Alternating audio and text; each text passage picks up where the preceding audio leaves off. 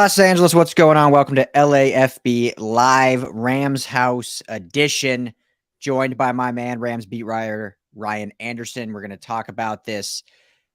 Another brutal loss for the Rams. Rams at Saints this morning, a little early kickoff for all of us Angelinos out here. But before we get into it, Ryan, how we doing? How's the day going? Oh, it's going good, man. We were all together yesterday at the tailgate for the UCLA-USC game, having a good time there. So I'm still feeling the day drinking as I creep near my 40th birthday. Well, I'm back at it. I wasn't planning on it, but after this loss, I had to pour the bourbon. So if anyone, I had a little hair of the dog, so if anyone feels like joining me in the chat, let me know. But yeah, great day yesterday. And I apologize, I'm home alone with the Rugrats. So if you hear this little 2-year-old jumping behind me, my bad. But great day yesterday at the tailgate at the Rose Bowl, USC UCLA. It was a photo finish, 48-45. Fun game. Obviously one team had to lose, unfortunately, but it was a great game overall. This game this morning started off good. I thought the Rams started clicking a little bit. Stafford was, spreading the ball around. We see a Tutu Atwell 62-yard first career touchdown. And then it just kind of all unravels. Even before Stafford went out, it was starting to unravel itself. I mean, what was your initial just brief before we really dive in, brief takeaways of this game? Yeah, it was nice to see that was happening a bit, that the offense was clicking in a way and they were running the ball a bit effectively. And injuries, that just the overwhelming statement of this year, regardless of, the good plays or the bad plays, injuries. Stafford goes out. That left tackle goes out. Bobby Evans comes in. So that's not good. It's hard to overcome that. Yeah, absolutely. And, this team obviously has dealt with injuries all season long and, tries to make excuses, but it's a very real thing. I talk on my show all the time, like the good teams are the healthy teams. But that being said, this team still doesn't seem to be even progressing in certain areas based on what players they have available to them. It's almost like they're running this offense like they're the 2021 Rams with OBJ and a healthy Cooper Kupp and a running game that seemed to be a little bit more efficient, and Andrew Whitworth at left tackle. And we knew going into this year, the offense was going to have to look a little different anyway, just because of the realignment of the offensive line. And now with all the injuries, they were on their 18th combination this week, Ryan? You know better than 11th, but it could have been. I mean, 11 or 8. Double digits. Yeah. Double digits realignment. And so to me, and I've been probably more critical of Sean McVay than I ever have, just because I love Sean McVay, but it's just still crazy to me that it seems like for a lot of the games, there's been little plays here and there where we've seen differences, but 80% of the play calling is running the offense like this is last year's offense. And it's just not. And that's kind of the hard thing to really grapple with this team. I totally agree. It's, you got to give your quarterback some easy buttons, and getting chunks of the field taken away, picking up first downs methodically, moving the ball like that. I was thinking about it this week. You look at some of the quarterbacks that are really good, are on really good teams anyway. Your Kirk Cousins, your Jimmy Garoppolo, even Tua, Daniel Jones. You guys make me laugh when I'm trying to make a point. You look at some of those quarterbacks, they're not those really good those teams with really good records anyway don't have the gunslinger quarterbacks like we've seen in the past. We've seen Brady struggling and Rodgers struggling, Stafford struggling. So you got to adjust with what the defense is showing you, and it doesn't seem like McVay wants to do that. He still wants to dial up those big plays. I mean, we love seeing those Tutu Atwell plays, but those are happening once every 4 games or so. That's not going to win the game.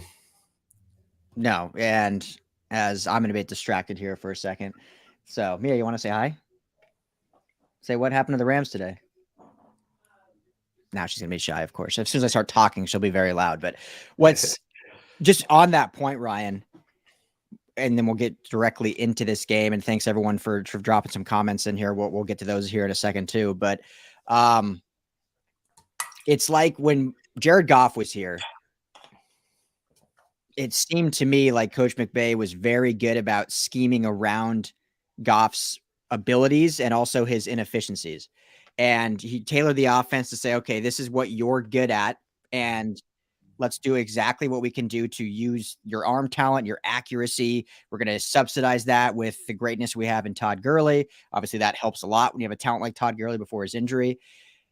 And then now with Stafford last year, it was kind of the same thing. Like, okay, I know Stafford's got the huge arm. We have the players around him to stretch the field in that regard. So let's tailor the offense around that thing. Well, now you want to talk? But then, like I just said, I'm just kind of double clicking on it, so I know I'm repeating. But now here we are this year where they don't have those pieces. Stafford's been banged up. You don't have the time in the pocket because the offensive line is inefficient. And so why are we dialing up the offense to still run like we have those pieces? It needs to go back to the 2018 Rams with Jared Goff, where it's like, okay, this is what we're going to be good at. This is going to be our identity. Let's really lean into that. It just seems like this offense just has no identity. That's my biggest takeaway from it. Yeah, and missing Cooper Kupp obviously hurts their identity because he was the identity and it's such a big part of the offense.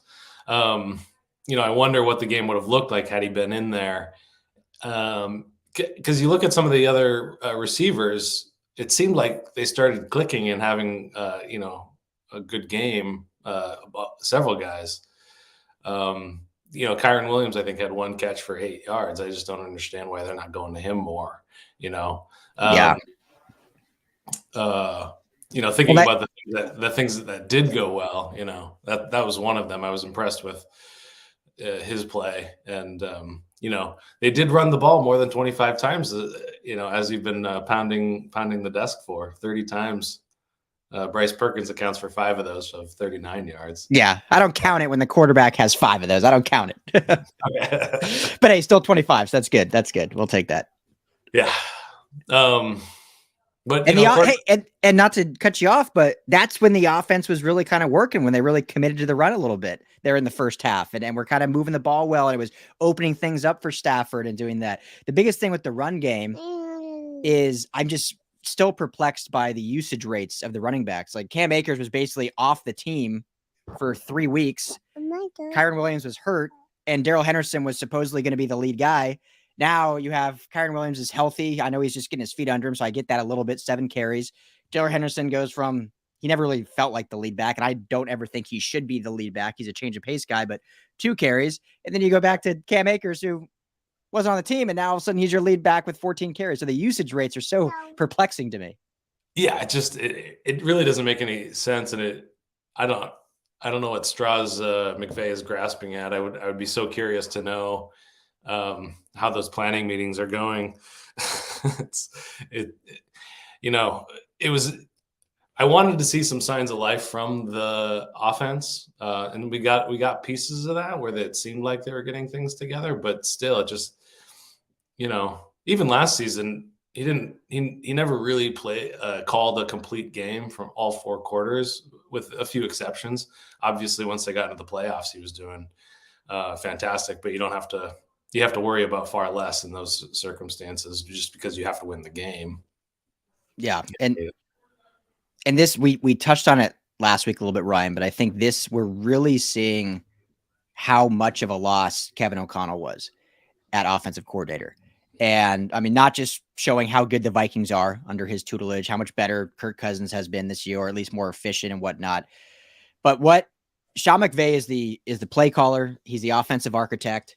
But for those, and I'm not trying to talk down on anyone, but for those that don't know that are listening, if an OC isn't the play caller, their primarily job is, weekly coming up with the game plan. They kind of build out a script for the head coach or the play caller to then kind of approve and work back. They provide, a lot of the, I don't want to say calling out, but they kind of hold the play caller or head coach and assistants accountable. Like, hey, this hasn't been working over these weeks. Let's try this out. Like, they're kind of the brain piece behind it, that then the play caller puts it all together. And obviously Sean McVay has the right of first refusal, right? Like, he's the one that makes the ultimate decision. But Kevin O'Connell was the one during the week building out the plays, also handling with certain sub packages and substitutions and saying, hey, on this play, like, we need this running back in this instance. It just makes more sense. Because he wasn't involved in play calling, he could have a lot bigger say, him and Thomas Brown and some of the other position coaches on personnel packages. And now with him gone, that's where we're really seeing this offense lack is the creativity, the challenge, if you will, the voice in McVay's ear of saying like, hey, we need to try something else. Like, why are we not doing this and that? And I really think we're just truly seeing it. I think Liam Cohen has a bright future. I mean, let's be real. I think he's a smart guy, but you look at his pedigree. He was an assistant QB coach and an assistant wide receiver coach in the NFL, and then was an OC at Kentucky for 2 years. And now he's back in the NFL. So it's not a huge resume to go off of. Even Kevin O'Connell, who was a very young, bright mind at Washington, was still an assistant coach, was a OC for a season or two, like still had some higher up pedigree coming into here. So I think we're just seeing that big loss. Oh, and you got to shout out Shane Waldron too this year, because that Seattle offense is looking really good. Absolutely. And Pete Carroll, I'm sure, is not an easy guy to work with in terms of demanding offense. I mean, if you look at the scripted plays, I do think that at least the last couple of weeks, the first drive, all scripted plays looked pretty good. So it kind of breaks down after that. So I'm not sure who that falls on. But it does seem like McVay gets stuck in the mud. And, I've been calling it for weeks, to switch up personnel. And if Cohen's not demanding that, then, somebody's got to stand up and make these changes and make some adjustments here. But my mind just keeps going back to the injuries, though, and it's just looking at that depth chart of offensive linemen.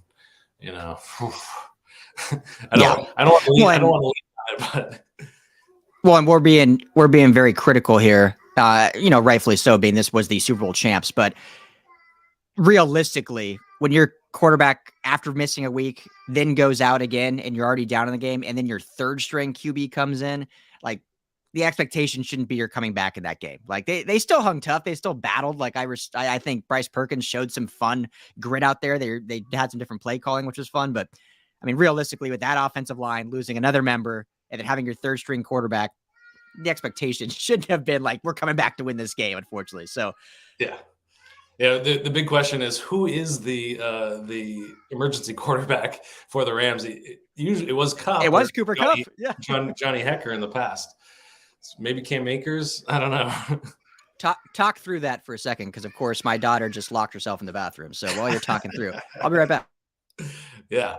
So I don't know. I do think that McVay has been outcoached in this season as well. And you look at some of the adjustments that other teams have made for the too high shell that's becoming predominant and eliminating explosive plays. Now, somebody's question was directly about that. And I do think that's happening. And, he gets so mired down sometimes with his play calling and just tries to hit those easy buttons. That Brandon Powell jet sweep was a perfect example. I think everybody saw that coming. And, a lot of times in the running game, it just seems like they're just, the defense sees it all coming. Yeah. All right, I'm back. Thank you. I do agree with you, Joe Harris, on that. McVay is getting out-coached by some bad coaches. Yeah, absolutely. This is, before we obviously got to talk about the defense here too today, who I think have both been fairly supportive, but obviously some big letdowns today. But I think this is a good question to address. Stafford, we assume, I don't know if he got another concussion this, but we assume it's something to that extent, considering he didn't come back. And if so, that would be 2 either full-blown concussions or 2 concussion-like symptoms in a matter of 3 weeks. Yeah. Does he come back again this season, or did you shut him down? And obviously his wife has been very outspoken about her fear of this. And, he's a father of 4 beautiful little girls. I mean, every human being, no matter what, concussions are a big deal, but obviously what he has at home and what she said, and obviously what his career has already been, do they just shut him down at this point? I mean, it's a very good question. It's not something that my mind went to first. My mind actually went first to, concussions have ended careers for quarterbacks. Quarterbacks have decided to toss it in just because, one, brain injuries can linger. and they obviously with CTE and all of that sort of thing have long-term effects. And, all these ball players are going to have a lot of life to live after they retire. And, you don't want to be in a bad health spot after that. So I started thinking about, if this might, shorten his career at all.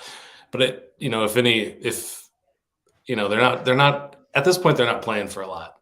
I don't like their chances against the Chiefs. And after this performance against the Saints, who I thought they might have a chance against, the rest of their schedule isn't getting any easier. I mean, Vegas is probably the easiest team on the list. And we'll see what happens that week.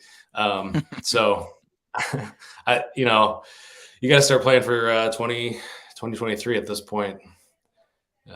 You're going to draft in the second round, and well, it's and not to get too ahead of ourselves, and obviously his health is most important, but we talked, for anyone that listened on our LA football show, just was it the last episode or two? It was just this week or last week, kind of talking about the future of this team, and if I know they just paid Stafford a contract extension, which, as great as Les Snead has been, what his fallback or his fall down has been his early extensions or his quick decision-making on long-term extensions with players. And it seems maybe he did that again with Stafford. And that's not saying Stafford's done by any means, but with this, if it is another concussion or whatnot, if health starts becoming a scare, like, do they start looking towards maybe not 2023 or the 2024 draft? And, we saw last night, Caleb Williams, best quarterback in the country as a sophomore at USC, and how that could be for this Rams fan base to,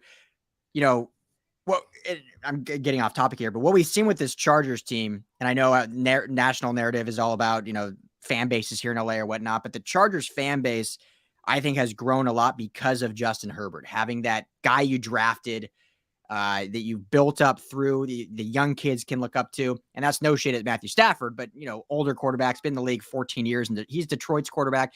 We trade for him, win a Super Bowl in year one. Amazing. But I think having a quarterback you draft that your fan base grows with does so much for the brand. And so we're getting ahead of ourselves, but if this concussion thing is real, and if it becomes a serious injury, and obviously the elbow thing early on and all this stuff, and maybe Stafford decides, you know what, I think I am going to step away, and the Rams have to start thinking about that. Well, then we start looking to that 2024 draft with potential Caleb Williams, when the Rams currently have a first-round pick, and they would obviously, Caleb's going to go probably 1 overall, so they'd have to do some stuff to get up to that. But they've done that before when they got Jared Goff, so could be the time. Well, and in our Slack channel, we were kind of spitballing some ideas, and one of the ideas is just going full reversal on what they've done so far, and just start trading away assets and accumulating draft picks and other assets that could benefit them in the next couple of years. So, just doing kind of some game theory and kind of popping into Les Snead's head, what assets do you have and where can you move them? And when you start moving, names around into, trades and things like that, that's when, fans get a little upset. But fans got upset about trading all the draft picks away as well. So, yeah. I'm not saying it's going to get crazy, but just thinking of, Les Snead and kind of his mindset and how he could make this happen. Sitting around and waiting until 2024 to, get, let's say, another quarterback, or let's say a good left tackle, it's just like, that's a long time to wait. Yeah, well, absolutely. But I think with the QB position in particular, and I'm trying to check right now, the only way they're really moving on from Stafford, again, I'm not saying that Matthew Stafford hasn't been like horrible or anything, so I'm definitely not saying that, but the only way I think they would be able to move on from him is if he does retire, just because of the contract here. I'm trying to, on the fly, look up his dead cap here. Don't know it off the top of your head, do you? No. Okay, here we go. So, yeah, dead cap in 2023 would be $75 million. 2024 would be $55 million. 2025 still $37 million. 2026 $8 million. So they're kind of tied to Stafford through his contract unless he retires. which would really come down to his health and whatnot like that. So, but when you look at other players, particularly to potentially trade to get draft capital and whatnot and move up in the first round, a name that kind of comes to mind, and this is strictly because the Rams are 3-7, but you look at even today's game. And so going back to that, Jalen Ramsey, guy, obviously they just also paid money, extended also recently, and really hasn't been bad this year, but definitely has not been number one overall corner. Got burnt again today. I know he didn't have necessarily the best help over the top from Taylor Rapp, but I mean, you could see from the way the route went, that was, his error, the way he was scrambling back full speed once Chris Olave just blew by him because he was looking in the backfield. Your thoughts on that? Jalen Ramsey's season thus far, his game so far today, and B, potential of him being a trade asset. I think he would still fetch a good amount. I think he's still has plenty of clout. That's the first name that came to my mind when thinking about that kind of a scenario. His season so far started off rocky, had a couple of good games. And this game in particular, I thought was pretty interesting because what we've seen in the past is that the pass rush can't get home without something funky going on. And then the back end just holding up their end of the deal as much as possible, not letting explosives go and that sort of thing. But in this game, we just saw that, them get torched a bit. So it was kind of the first time that everything fell apart back there. I mean, the pass rush got only, I think they got 4 or 5 sacks with him, I think is a season high. But yeah, I think, this is what happens when you get to be that age for a cornerback, is the skills start to deteriorate a bit, or the play speed or the recovery or whatever it is that deteriorates. That they're not getting better as they get older, And there's so many fantastic wide receivers out there, so his job is just getting harder. Chris Olave is having an outstanding season. And he's just a so. Fantastic. And I haven't been as critical on Raheem Morris as most. Neither of us have. I really don't have a huge issue with the soft shell. It's frustrating to watch because you give up a lot, but I think overall this defense has held really well and held teams offensively in check. But the one critique I will say, when you kind of look at personnel moves, and I know there's, injuries with Jordan Fuller. I know they released Terrell Burgess, which that doesn't matter because he never played anyway. But I think it's safe to say everyone out there, fan, GM, coach, everyone knows Taylor Rapp should not be your high safety. Like, he's a box safety. He's going to get burned. Like, it's just, we know it. So the fact on that play, yes, Jalen Ramsey got burnt, but the fact that it was Taylor Rapp as the one high safety, that's the critique. Like, okay, what are we doing here? Like, if I'm an offense and I see that, I'm drawing that up as a hot route. Like, Olave, you're just burning it up the middle because we know that safety can't cover deep and it's going to get burned. And maybe that's what happened. Maybe it was a hot route. Who knows? But that would be my critique, is those personnel changes of, like, why is Taylor Rapp, who honestly is good in the box. I know everyone wants Taylor Rapp off this team now, but he's a good box safety. He's just not a good high safety. He's not a good center fielder. That's not what he's good at. Right. Yeah, absolutely. Yeah, I mean, it's hard for me to really dig down and criticize the defense, but I mean, over the last 2 games, it is showing its cracks, I guess, and it kind of shows you what usage over half of a season looks like when those guys are having to come back out onto the field after countless 3 and outs and just the stress and the mental stress and the stress on the body as well.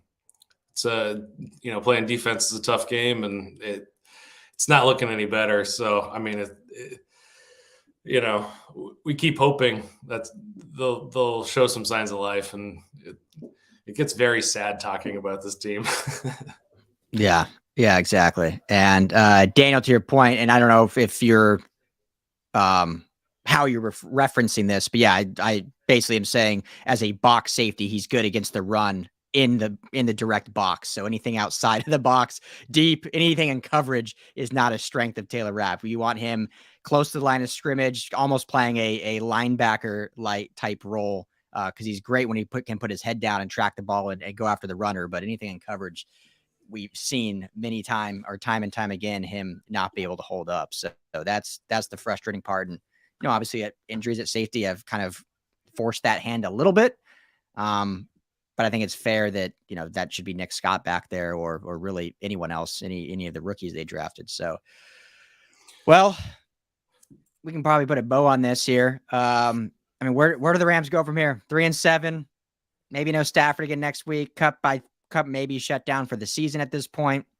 I know he's got a high ankle sprain, and I'm sure he'll miss significant time regardless. And why bring him back for a 2-week stretch, 3-week stretch if this team is out of the playoff contention? I don't think any free agents, most notably OBJ, is coming here. That's for sure dead and gone, 1,000%. That was dead and gone probably 3 or 4 weeks ago, but now it for sure is. So where does the team go for here? Are we on full just like head rebuild mode at this point? I've never covered a team that is this bad, so it's hard for me to know what to do. Like, is this? I think I saw a tweet from someone like this. This feels worse than some of the Jeff Fisher years. Like, this is a bad football team right now.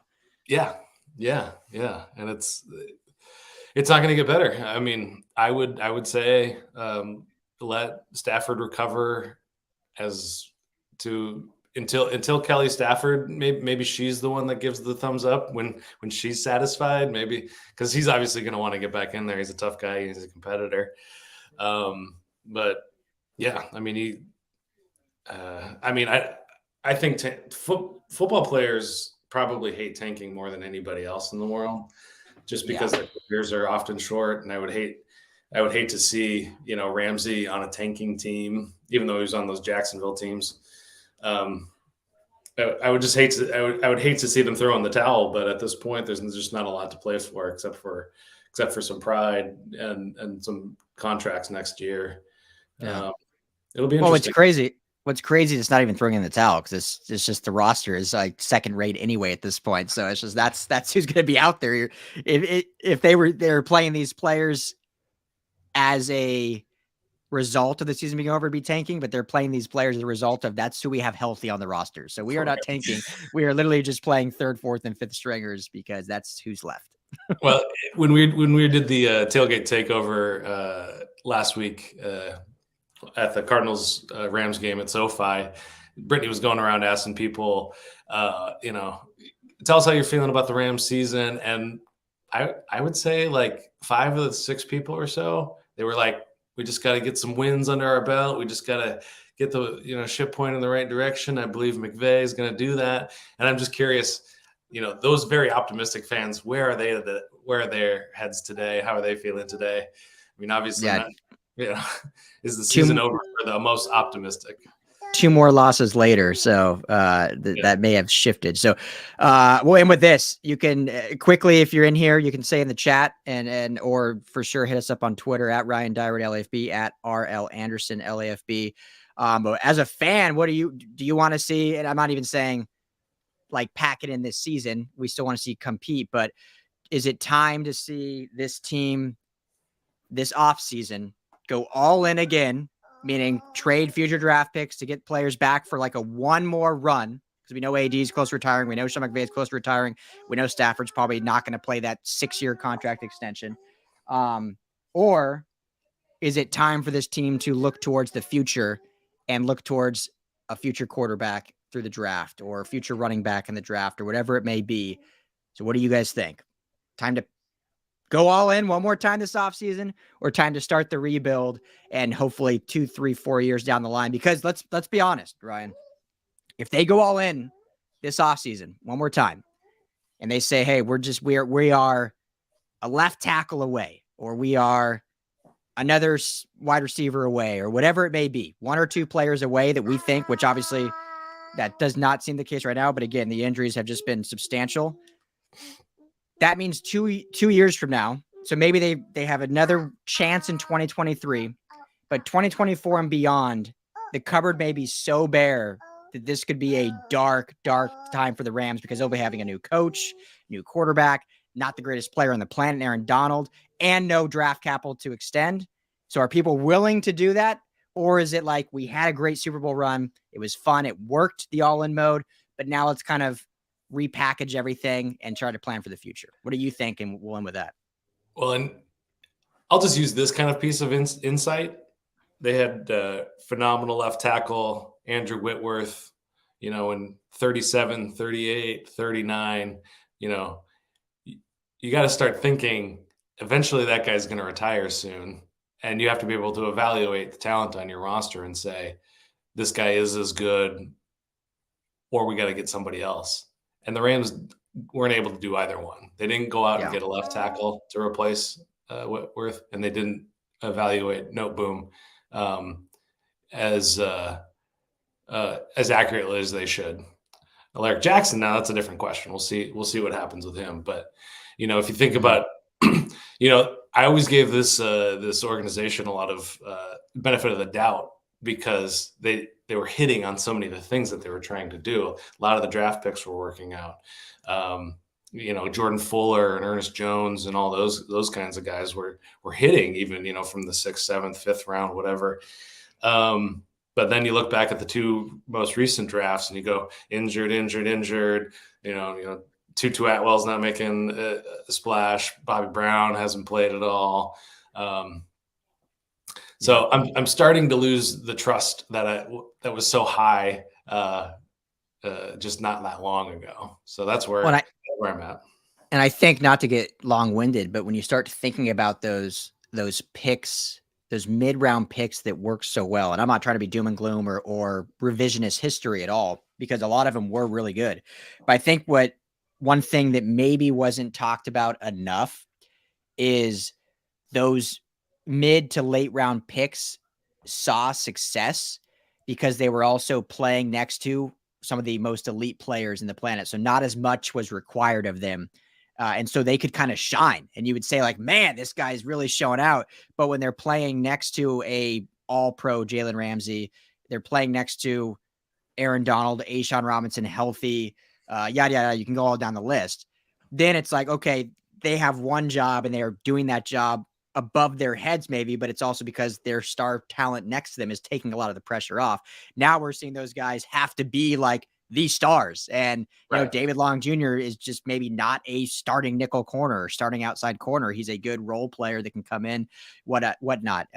Troy Hill, maybe, he's been banged up too. So I just thinking that out loud a little bit, haven't done a ton of research on it, but I think that's something that doesn't get talked about a lot, is that, role players can play a lot better when their star counterparts are playing like star counterparts. And when their star counterparts are either hurt or not playing up to their star level, well, then those role players get exposed a little more. Yeah. Exposed. That's the word there for it. Yeah. Yeah. So, well, upsetting game again.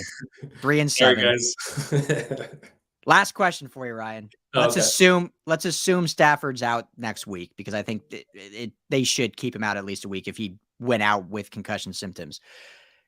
And Walford obviously was inactive, so I don't even know how healthy he is, but let's assume he will be healthy. Would you rather Walford start or Perkins get the start? What I saw from Perkins, I liked.